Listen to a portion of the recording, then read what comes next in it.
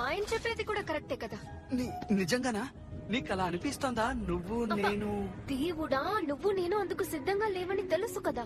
నేను చాలా తిక్కగా మాట్లాడాను. ఆయన చెప్పిన మిగతా విషయాలు కరెక్ట్ అంటున్నాను. ఈ ప్రపంచం మొత్తానికి మన గురించి తెలిసిపోయినట్టు నాకు అనిపిస్తోంది. అవును, మనం ఇంకొక డ్రాగన్ ని తీసుకొచ్చినా అందరి దృష్టి మన మీద పడుతుంది. ఎవరికి అందనంత దూరంగా వెళితే మనం ప్రశాంతంగా ఉండొచ్చు. నువ్వు చెప్పేది నిజమే.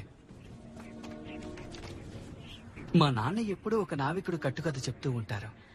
ప్రపంచ పంచుల్లో ఒక రహస్య స్థావరం ఉంది, అక్కడ బోల్డ్ అని డ్రాగన్స్ ఉంటాయి, ఎవరు అక్కడికి వెళ్ళలేరట. మనం ఇప్పటి వరకు ఇలాంటి కట్టుకథలు 100 విన్నాం. కావచ్చు.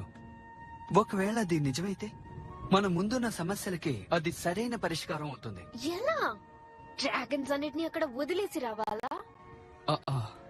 అందరం కలిసి వెళ్దాం. ఆలోచించి అంటున్నావా? 7 తరాలుగా బతుకుతున్న చోటనే వదిలేసి వెళ్ళాలా? నువ్వు ఈ ఊరిని కాపాడతావని మీ నాన్న ఎంతో నమ్మారు.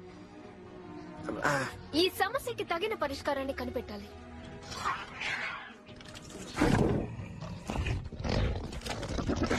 అయితే మనం గావర్ సలహాను పాటించి ఇద్దరం పెళ్లి చేసుకుందాం, సమస్యలన్నీ తీరిపోతాయి.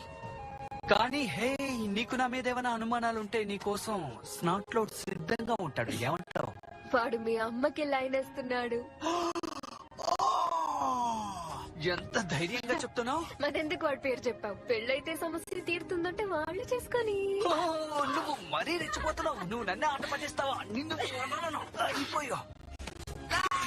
సరే సరే, నువ్వే గెలిచావు. ఎప్పుడు గెలుపు నీదే.